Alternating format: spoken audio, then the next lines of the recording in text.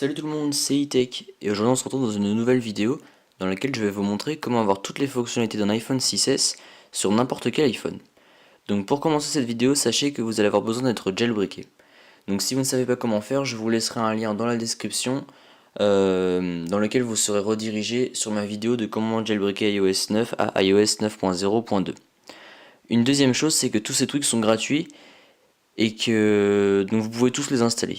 Par contre, pour certains des tweaks, il y aura besoin d'avoir une source, une custom source.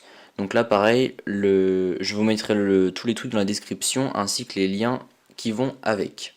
Allez, on commence cette vidéo sans plus tarder. Le premier tweak de cette vidéo s'appelle Forcy. Donc Forcy, en gros, ça apporte les fonctionnalités de 3D Touch à, voilà, vous voyez comme par exemple ici, ça apporte le 3D Touch sur les applications, donc en gros pour les ouvrir rapidement. Donc là comme par exemple pour prendre un selfie, enregistrer une vidéo, là appeler, FaceTime pareil, les mails pour le nouveau message, tout ça, donc c'est exactement comme sur l'iPhone 6S.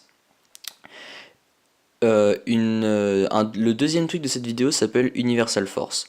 Donc là c'est un des trucs où vous aurez besoin d'avoir une source. Donc ce tweak en fait ça ouvre les liens comme sur l'iPhone 6S en preview. Donc là je vais essayer de vous le faire dans les notes. Ouais voilà c'est bon ça marche. Donc vous voyez ça laisse comme ça. Hop et sinon on swipe vers le haut on peut l'ouvrir complètement. Et là sinon ça nous l'ouvre en entier. Donc c'est un truc qui est vraiment pas mal qui sert aussi. Le troisième truc de cette vidéo s'appelle Aptical.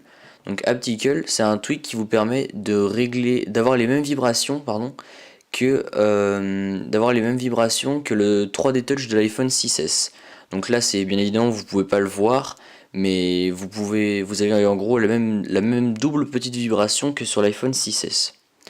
Ensuite, le troisième tweak de cette vidéo s'appelle Live Photo Enabler. Donc en gros, ce tweak, comme c'est indiqué, vous allez avoir la fonction Live Photo disponible sur votre iPhone. Donc là par exemple si je joue mon application photo, vous voyez là, hop là en haut j'ai le petit rond pour activer Live Photo.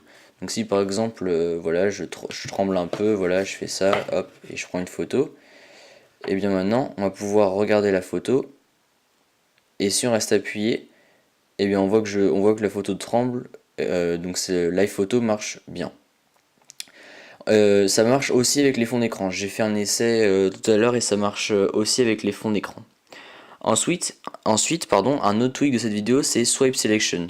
Donc Swipe Selection c'est pour faire pour déplacer le curseur comme ça juste avec les doigts pour déplacer le curseur avec les doigts tout en restant sur le clavier, voilà. Donc là aussi c'est pas mal et ça sert vraiment beaucoup. On gagne pas mal de temps en faisant ça au lieu de à chaque fois faire hop la loupe, de revenir, etc. Donc ça c'est vraiment pas mal. Le septième truc de cette vidéo s'appelle Front Flash. Bon là je ne vais pas vous le montrer, mais en gros c'est quand vous allez dans l'appareil photo et que vous mettez l'appareil photo frontal, vous aurez le flash comme sur l'iPhone 6S. Donc là encore c'est pas mal quand vous faites des photos dans le noir. Le huitième truc de cette vidéo s'appelle Speed Intensifier. Donc Speed Intensifier, en gros c'est un tweak qui va vous permettre d'avoir la même vitesse d'ouverture des applications que sur l'iPhone 6S. Donc là par exemple si je mets x2, hop ça va être un peu plus vite. Ça va être un peu plus rapide, pardon. Là si je mets x9, boum, ça va être carrément encore plus vite. Et donc en gros ça va nous permettre d'avoir à peu près la même vitesse que sur l'iPhone 6S, parce que l'iPhone 6S il est beaucoup plus rapide, donc ça ouvre les choses plus vite.